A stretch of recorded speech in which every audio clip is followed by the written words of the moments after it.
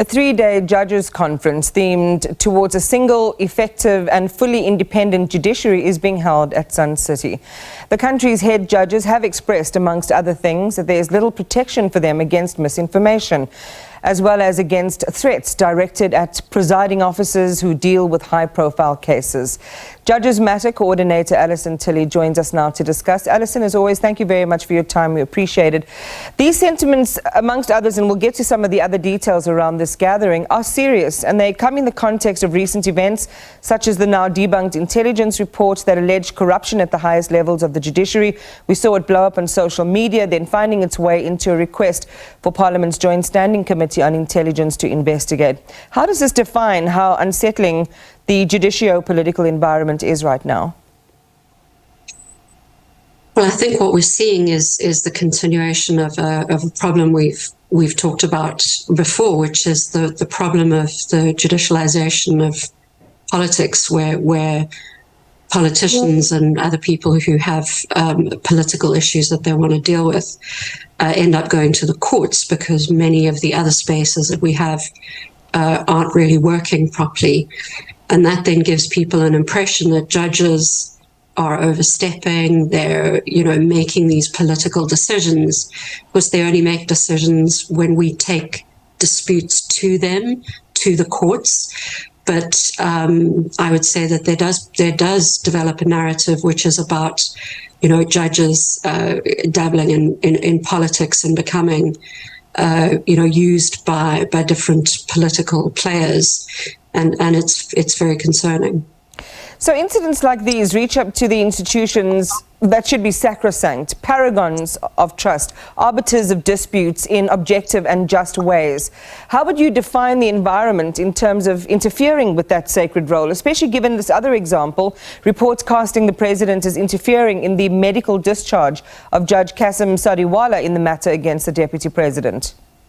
There is a lot of concern about judges, and I think judges and magistrates, so judicial officers.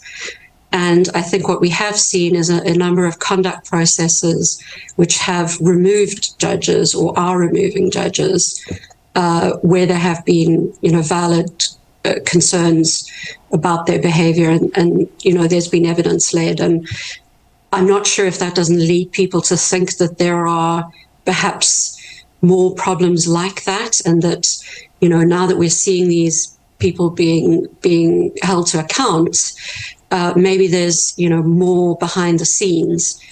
It's difficult to say because the JSC isn't particularly open about the conduct matters that it's dealing with. So you can't just log in and see a list of judges who are facing questions. But the JSC certainly receives many complaints, complaining about judges, and of course the Magistrates Commission complaining about magistrates.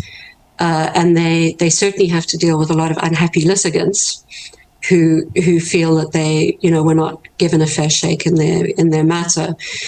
But those ones that we know about, and where there is a tribunal set up, or the Magistrates Commission does an inquiry, there are issues, they are aired, and there are sanctions. So there is some level of accountability there, yes. So this three-day judges' conference is themed towards a single, effective and fully independent judiciary, and understand that as we speak there are resolutions being made about this very topic around security and the single judiciary, and I'm sure during the course of the next couple of hours we'll hear what those outcomes are. How important is this gathering at this moment in South Africa's history, given where the judiciary has sat in terms of public commentary, in terms of our political space, and then yet being responsible to arbit a lot of these disputes that then end up before them in court?